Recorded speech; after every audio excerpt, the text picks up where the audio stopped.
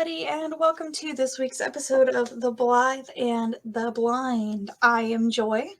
I'm Julie. I'm the blind one. And I tend to be more on the Blithe side of things. Ish. So if you haven't joined us before, welcome. If you have joined us before, thank you for coming back. And Hey, also, randos.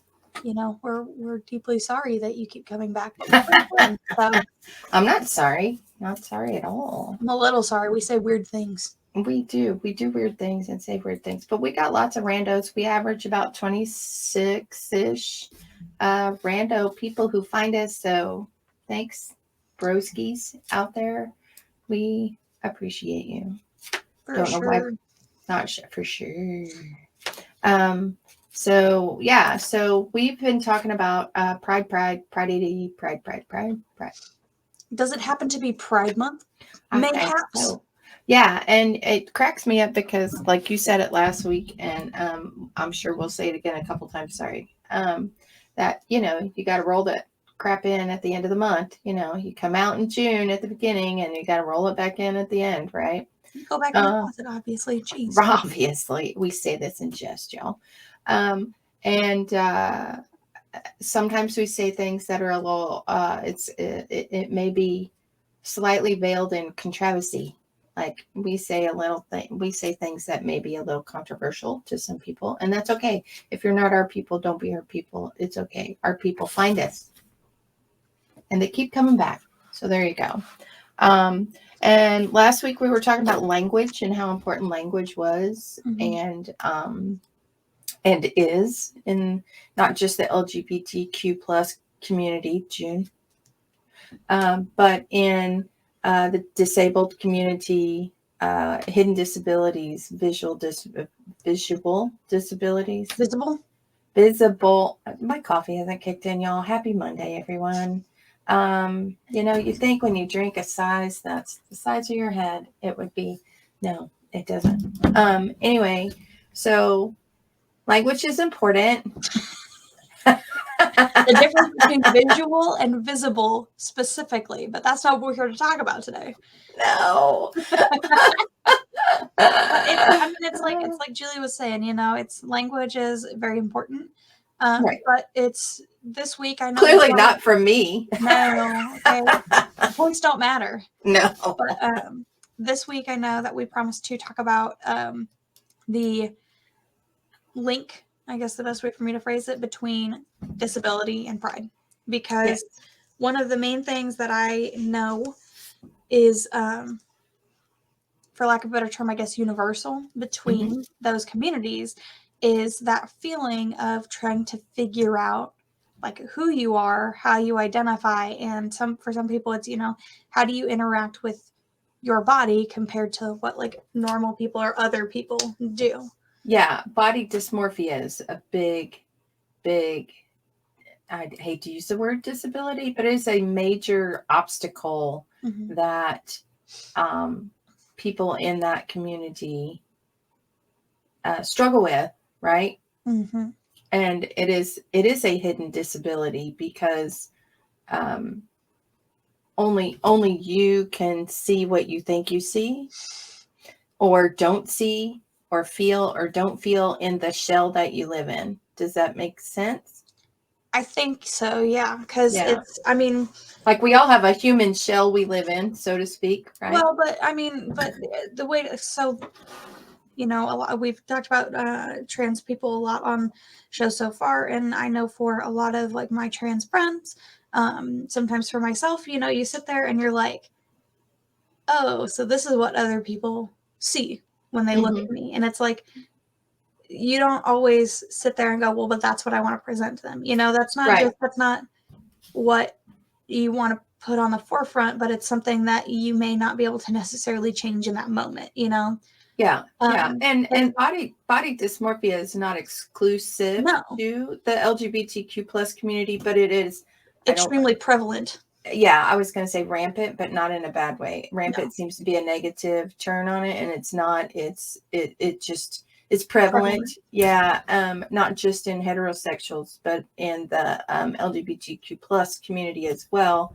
I've struggled with it in my own self. I know you've had your moments as well. not to speak out of turn, but and we both know and love people who it's a daily struggle. Like, and it's not just a who am I today or how am I presenting today. It's what is going to make me comfortable in this, like I said, in this human shell that I walk around in every day. Right. I mean, for some people, like I said, for some people it does change from day to day, you know, because for me, especially, and forgive my candor here, but for me, it's like, okay, well, I have a large chest. I know I have a large chest is something I can't really get around. I mean, I could, but I don't have the money for that. Right. So, because that's a voluntary surgery. Yeah. Yeah. So, but that's one of those things too, where some days I don't want a large chest, or at least I don't want people looking at it. So, you know, I change what I'm wearing to either make it look smaller or to, you know, bring attention elsewhere. Sometimes it's as simple even as I don't like how my hair is looking today, so I throw on a beanie. Right. Right. Or And I don't like the fact that my hair, go ahead, to me, looks more feminine or more masculine today, so I'm going to throw on a hat or style it differently. But that's just me personally, because I tend to I never really know how I feel until I wake up for the day. You know, well, I don't know how I want to present until I wake up for the day. But that's just me personally. And that is a human, that's humanity, right? Like in human, and that's not to generalize body dysmorphia, that this is or a general generalize statement. what I'm personally feeling. No, what I'm saying is we as humans, we all have that. We don't know what we're going to feel like that day or how we're going to dress typically, unless you're super organized, like those people who, you know, set their clothes out every day. I am not one of those people. We are not those people. But we dress certain ways to do certain things, and we dress certain ways because we feel certain ways. Some days we're in our yoga pants that have never seen a yoga class ever. And some days we're in sweats, and some days we're in, you know, pantless Friday or whatever you do around your house, you know. And some people love dressing up. I love dressing up, but I really only do it when I travel. Because where do I go? Right? Like the backyard. Well, I do that Namely. a lot right now. Yes. That's a story for another time. But I think we all do that to a point. It's like, how am I feeling today? What am I going to wear today? Right. Mm-hmm. How do I want to present? But most people don't think about it as how do I want to present today? Most people just think about it, but how do I feel? How do I want to feel? That kind of thing. So and we're not doctors, but that's Nor do we play them on TV. Right. It's a generalized statement so people can understand what we're kind of talking about. And I want to throw out there, me specifically, when I say I don't know how I'm going to present, I specifically mean in terms of gender expression. Right. Because I genuinely, every day I wake up and I literally sit there and I go to get dressed and I'm like, okay. Right. Because I just have to figure out, you know, I mean, am I going for androgyny? That's typically kind of the vibe. I just try and hit androgyny, or at least somewhere in that middle zone of neutral. Yeah. Again, hard to do with some of my physical features. But the other thing I wanted to touch on was, for a lot of people with disabilities that somehow physically affect their body, not that there are disabilities that don't, but I mean like the ones that are right, very physically involved. Like my disability is extremely physically involved. I don't need like a wheelchair or walking assistance, anything like that, but it's still like it truly affects me physically. You just can't see it, and trust me, all the CT scans I've had would tell you the same thing. Well, you can't see it. Except for your spleen. Anyway. Well, but that was an abdominal ultrasound, okay? We're talking specifically the CT. Story for another time, but hysterical. So many other times. Anyway. But because my disability is so physically effective, and because it just makes me feel so physically ill, it, for lack of a better term, has changed my relationship with my body.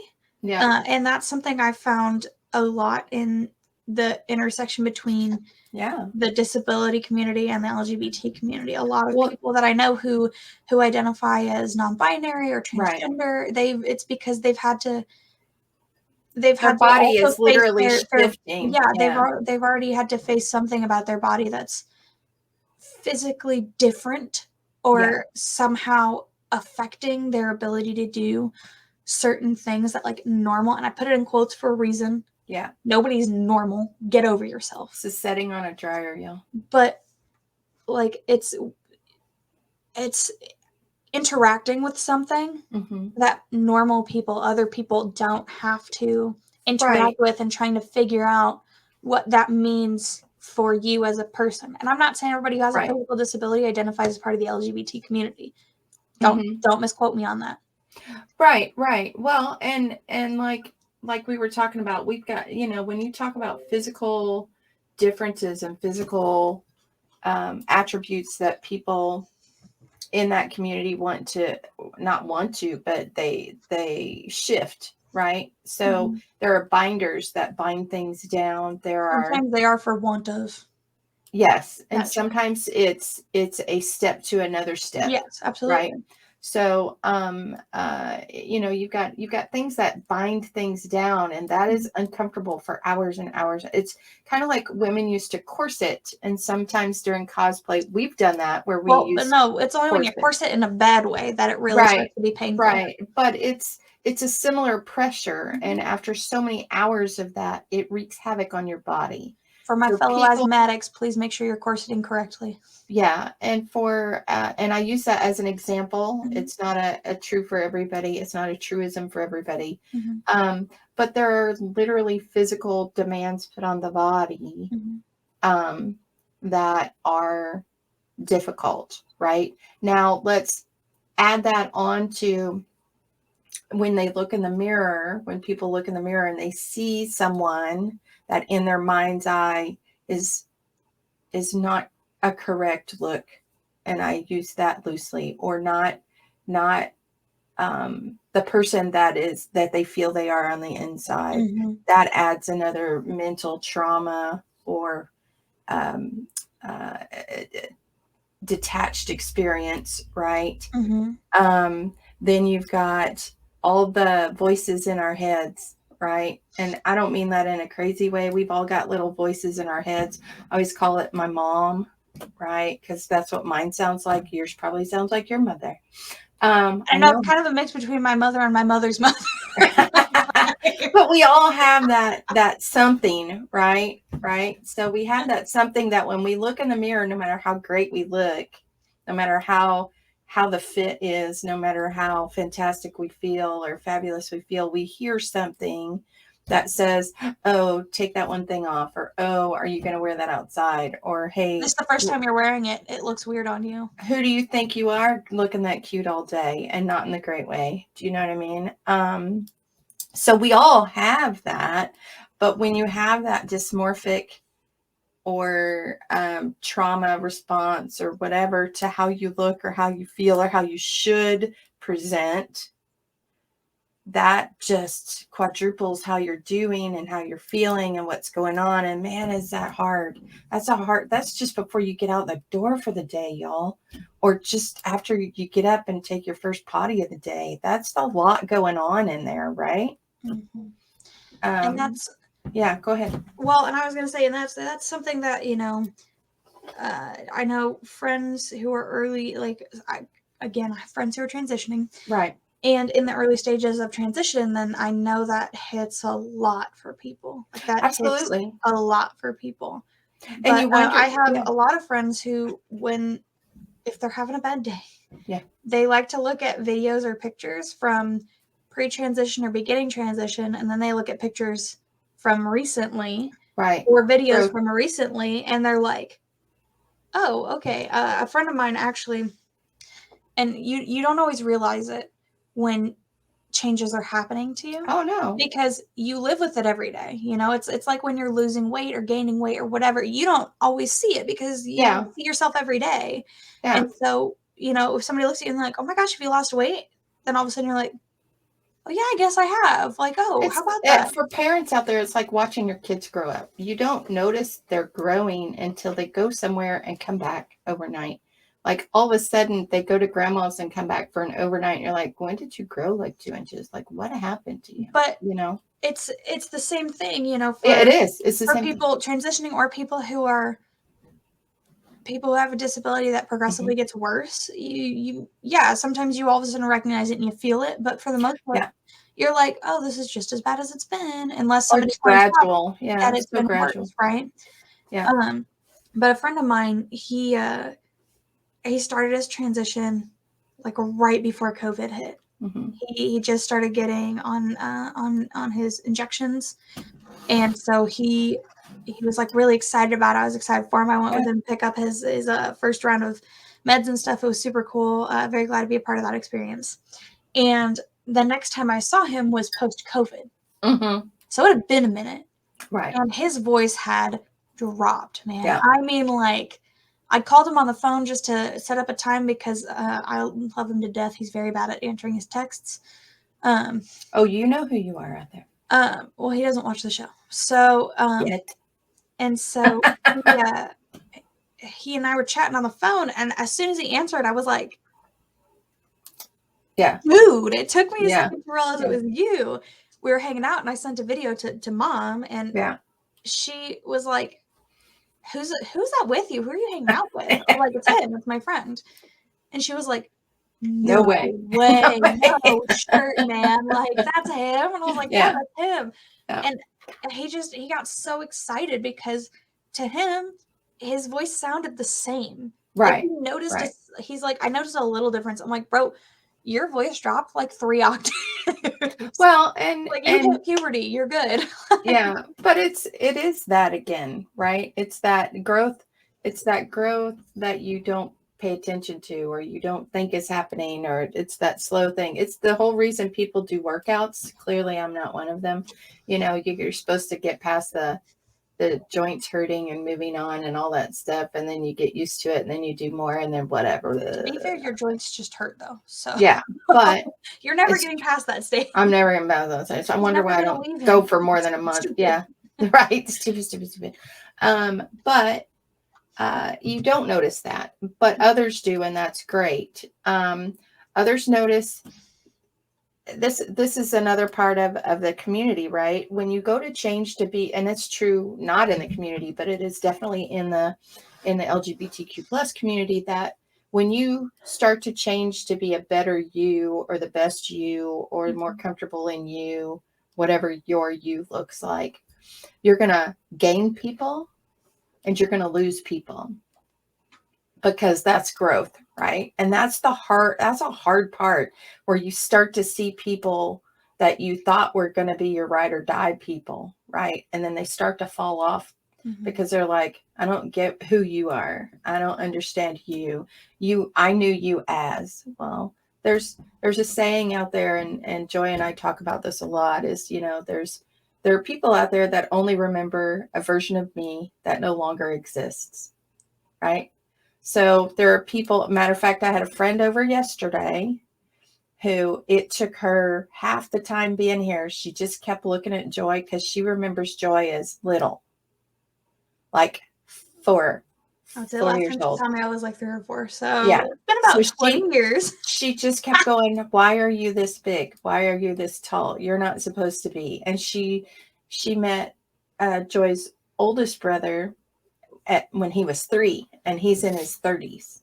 And 10 years older than me, by the way. Yeah. So it's one of those where that's a version of you that hasn't existed in 20 years. Yeah, right? I'm meaner now. I'm not going to lie. You weren't just peaches and cream back then, darling. I was. But I can use a broader range of vocabulary now. Well, ish. Yeah. Ish.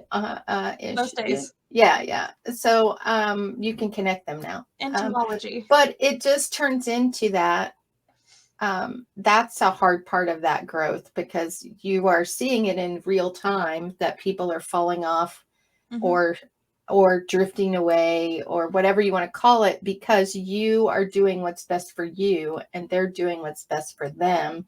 And that's okay. That's so hard though, right? It's like, yeah, well, and it's like you said, that's another way that the LGBT community kind of grows alongside the disability community, because when you start making choices that are better to fit your needs, wants, whatever, to help accommodate your disability, and I say wants loosely. It's mostly your needs that you accommodate for. Boundaries. You're gonna have friends who are like, but you. Fine example. I've never been a person to go out to the bars like super often. I'm really not. I live vicariously through my older siblings, so I did that like 10 years before all my friends did. So, and my mother. Alcoholic. Hi. Welcome to our meeting. Budding alcoholic. But you're welcome. No, I'm just kidding. No, but I've never been one for bars. I prefer pubs. Both of my parents are beer people, and they're dark beer people, so I only drink the good stuff. She was never like a Bud Light, Coors Light girl. She was never that girl. She was like Guinness. The expensive, fancy one. Microbrews, They were never like that. No. Yeah. So, it's been one of those situations where, my friend's like, let's go out to the bars. And I'm like, sure, whatever. Yeah. Like, I'll go. I may not drink a whole lot. I may drink a whole lot. We don't know. Kind of depends on how I'm feeling. Yeah. But my thing is, alcohol upsets everybody's tummy. That's just the deal. But I have, as we all know, extra tummy troubles. I have tummy trouble plus. They decided the light edition wasn't enough for me. So somebody paid for that subscription. And I'd love to unsubscribe. Premium. But right. Premium. It's a lifetime subscription. You're welcome. All the perks. But none of the fun. Like I said before, part of it is I can't eat gluten anymore. I can't intake gluten. And that means... Guess what beer has in it? I can't drink some of my favorite beers. Yeah. Any of my favorite beers. Yeah. I'm finding new beers. There's gluten-free beer out there. So when your friends call and say, hey, let's go to the bar and hang out, like, the normies do. I was getting there. My friends will be like, let's go to a bar. I'm like, great. And then I get to decide whether I'm going to drink, if I'm there, whether I'm going to be the DD, because that's really the only other option, or whether I'm even going at all. Right. Because if it's for a friend's birthday, shout out Grace, love you, girl. I'll go out to a bar and I'll probably just be DD. I may have one drink super early and then just slam water the rest of the night because one drink will upset my stomach sufficiently. Yeah. Thoroughly. Yeah. I may just end up going and drinking like Sprite. And even that will probably upset my stomach because bars don't serve 0 sugar Sprite. Right. Woohoo. So if you own a freaking bar and you're out there, listen to me. 0 sugar Sprite is your best friend, okay? Help me out. Yeah. So as an alcoholic who gets asked to go out all the time, and I don't drink anymore. I just don't. It's thus the alcoholism. When I go out, I tend to get things like, here, do you want to try it? No, I'm good, thanks. What's the matter? Well, I'm an alcoholic, but thank you. Well, you can just have one. Do you get that from people? You could just have one. How's that going to hurt you? I get that from myself. No, but I mean, you've had recently. I'll be fine. You've had recently, and I'll say it at the local pub. You've had recently where somebody was like, "Well, why can't you have that? I don't get it." Repeatedly. Yeah. So and it does turn into, I'm gonna go pour myself this. Do you want one? I'm like, no, I'm good. And then it's later, oh, do you want one? I'm like, no, I'm still good, thanks. And so ciders, again, hit and miss. I'm really not supposed to have alcohol at all. It really it upsets my tum-tum in a great way, and I will not stop calling it my tummy or my tum-tum. Don't try and change me. So but it does. The blitzkrieg begins. So I try to avoid it unless I'm really feeling brave, or I know that, I've been really good for the past few weeks. One drink won't kill me. Well, sometimes I have days where I'm like, well, I'm already in the hole, so might as well drink another. So, but I do that to myself. I'm fully aware that I do that to myself, But you get pressured to drink just like I do, right? Yeah. Mostly, it kind of started coming up recently. Yeah. And then every once in a while, if I visit, certain friends from college, not you, Grace. I know you're good. I'm just saying it. I know we keep talking about you because you like it when we. And I hang out with you most. Yeah. But like, I I get it. And I get it from yeah. some of my besties who are like, are you sure you don't want to try it? I'm like, no, I'm really sure. Cause if I try yours, I'm going to drink it and then I'm going to drink like 12 more. So no, thank you. And my friends, like I said, my friends, Yeah. I'm not very far removed from my undergraduate years. Right. So they're like, but you drank in college and it was fine. I'm like, it wasn't. I just didn't tell you You that. just didn't know. Yeah. You didn't know. never had to You didn't know. experience it, you Yeah. know? So like, I mean, I'm like, oh no, I'm good. Oh, I gotta drive, just the dumb excuses everybody's got in their back pocket. No, I gotta drive tonight. Oh no, I have something tomorrow Yeah. morning. Oh, I got things to do. I've just finally gotten to the point where I'm like, I'm an alcoholic and I'd rather not black out tonight. And then they're like, oh. I'm not an alcoholic, and I still sometimes use that excuse if it's a new person. But that's one of those Alcoholics, I that's appreciate one of those hidden things though, right? And then yeah. I feel like I got to explain it all the time. And there are times I just go, no, no is a complete sentence. No. Well, and you know me, I'm a complainer. So if my tummy hurts, I'm probably like, my stomach hurts. That hurt. What? Like I say something about it. Yeah. But most of the people that I've hung out with, a lot of my friends, they don't really know the extent to which my stomach hurts. I don't explain it. It's not worth explaining it because similarly to sometimes when I try and explain my sexuality in a way that makes heteronormative people understand it a little bit better. Heteronormative, heterosexual. There it is. I was rolling with it. To people who may not understand the LGBT community, sometimes when I explain my gender expression or my sexuality, because people ask me, I do try and explain it as best I can.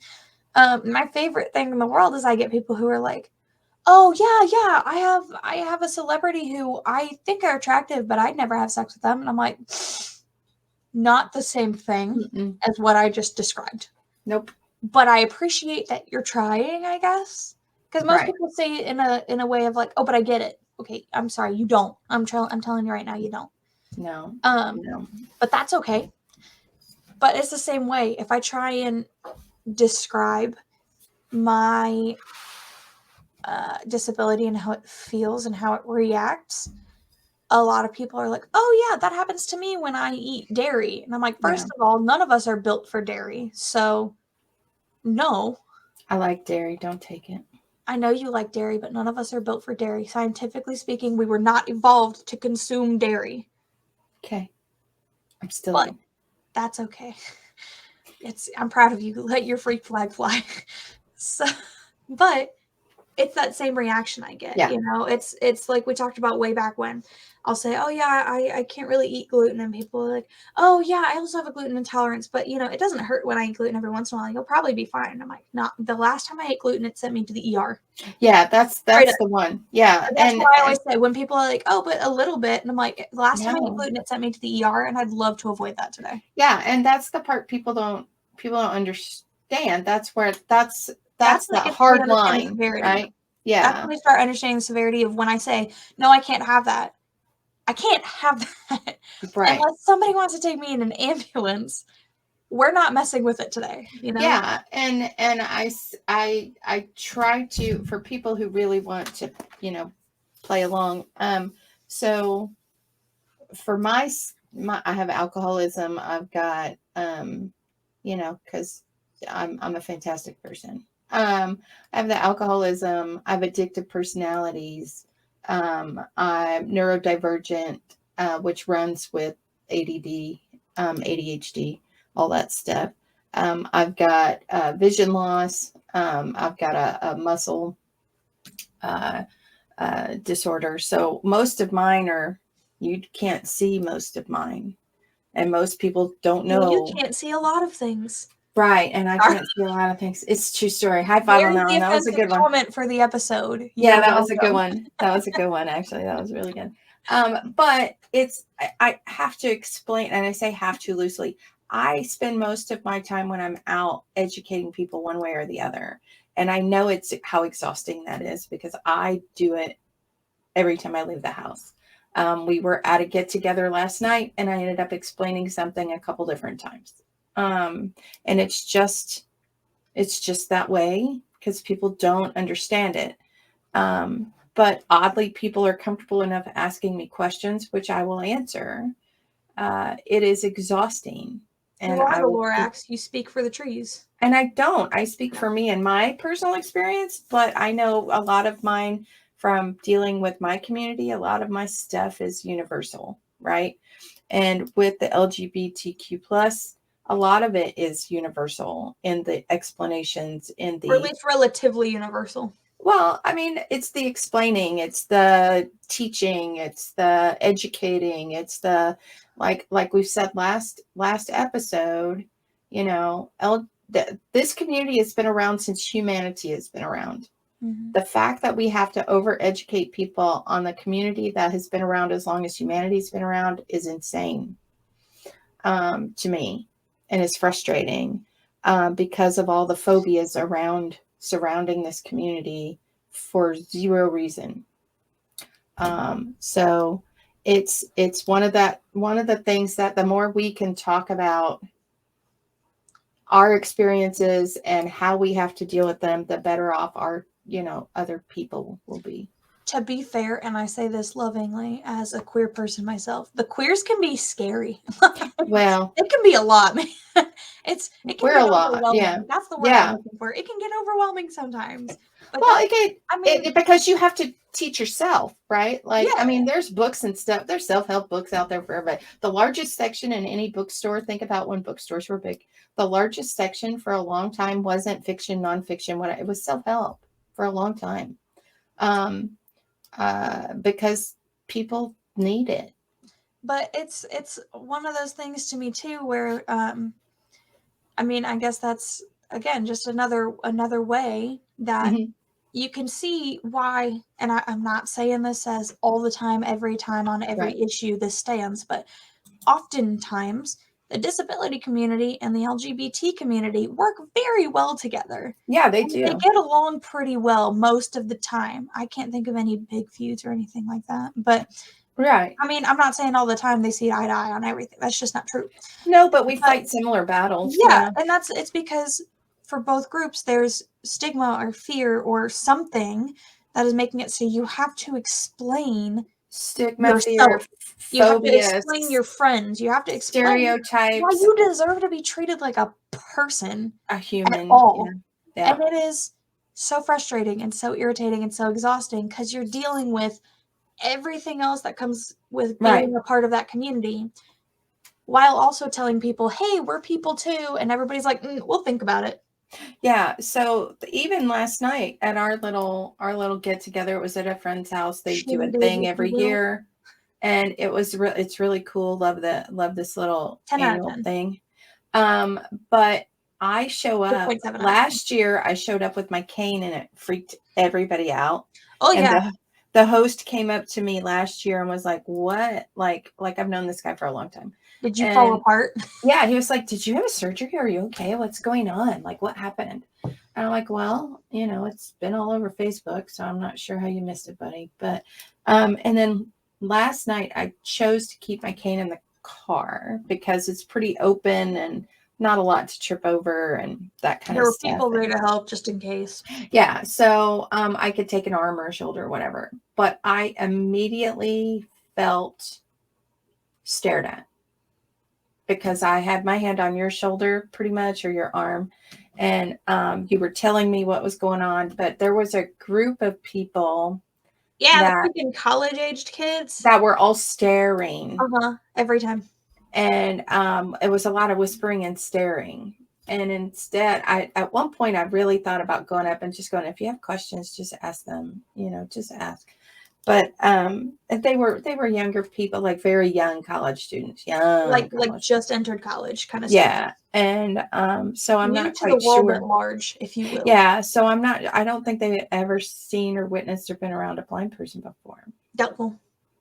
So, I mean, the host is great. He's great. And he's a professor. Lovely So, guy. so he always asks he's a question person. He's a researcher guy and he's a scientist guy. So he always has questions, and I never take offense to his questions because he just wants to know more. That's all. For him, it's scientific inquiry and Oh yeah. curiosity. I'm just this weird case study to him. I'm pretty sure of it. So Not in a bad way, though.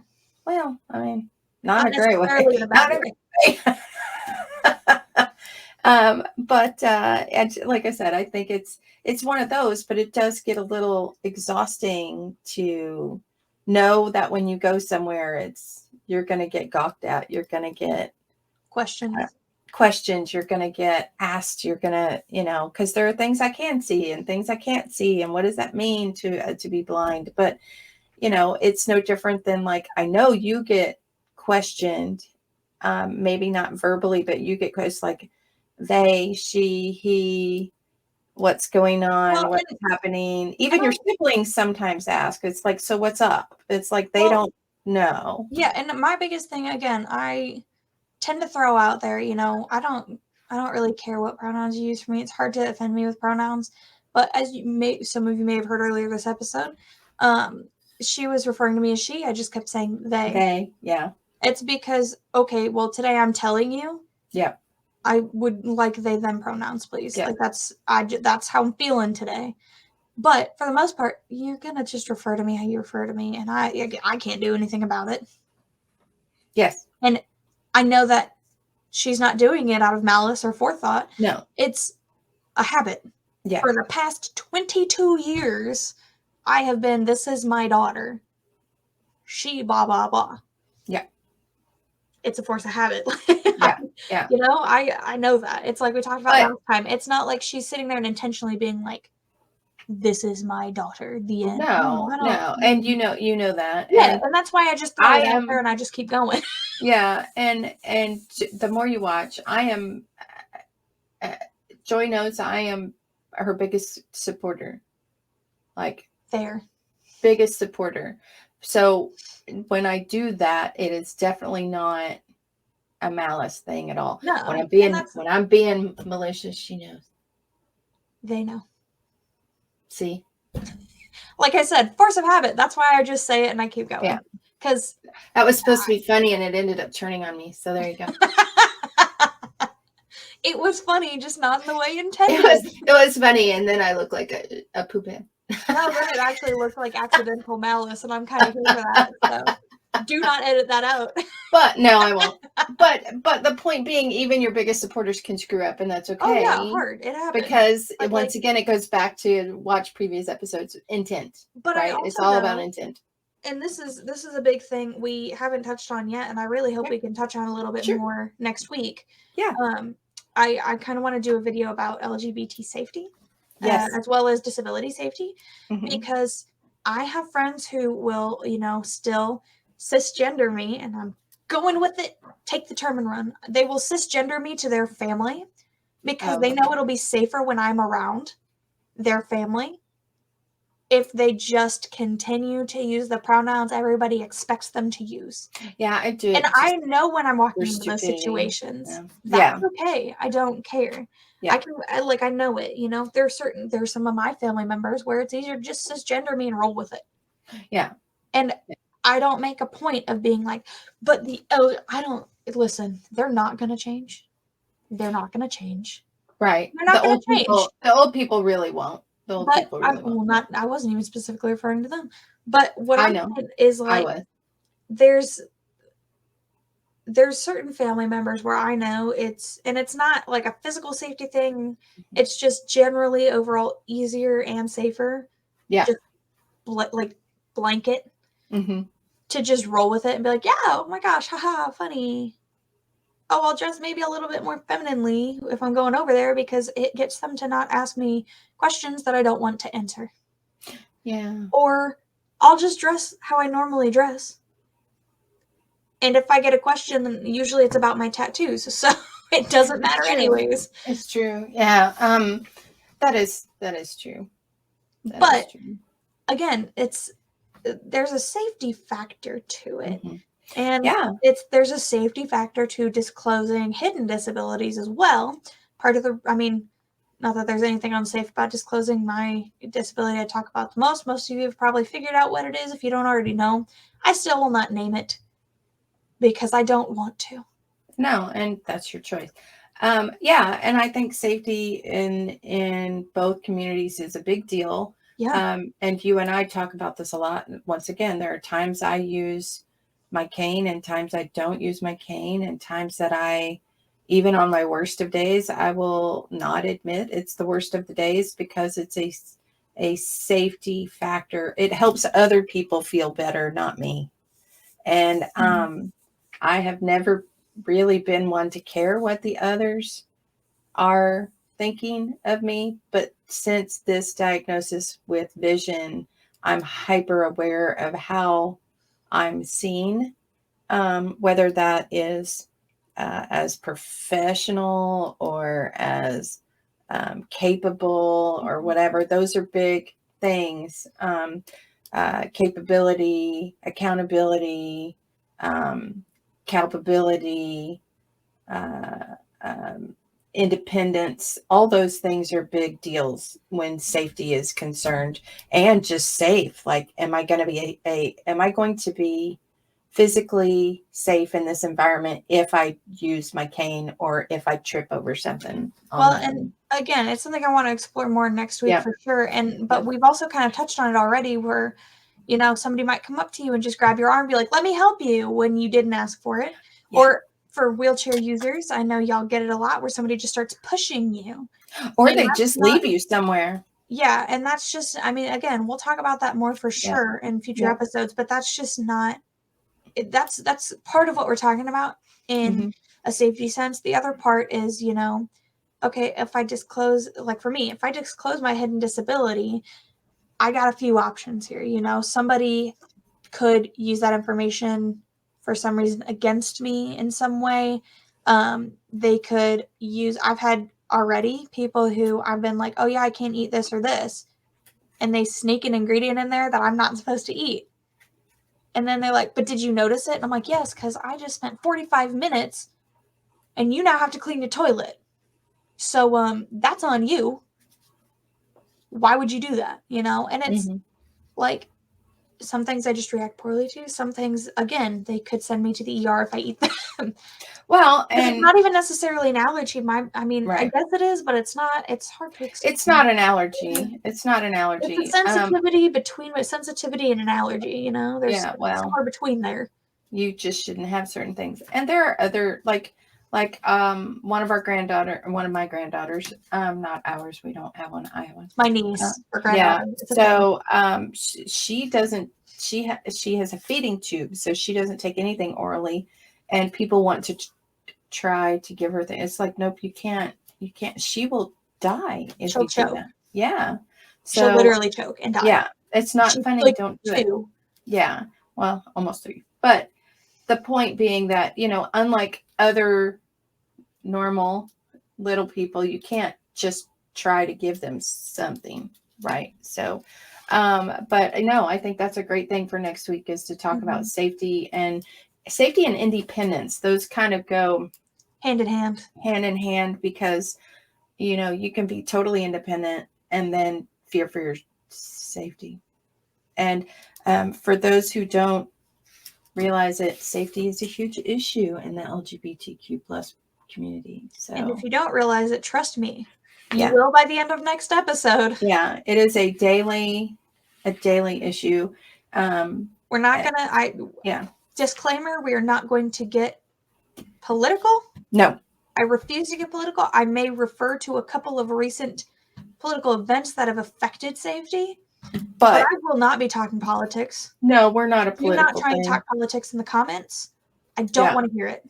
No, and that's not who we are. So, we're I will shut you down.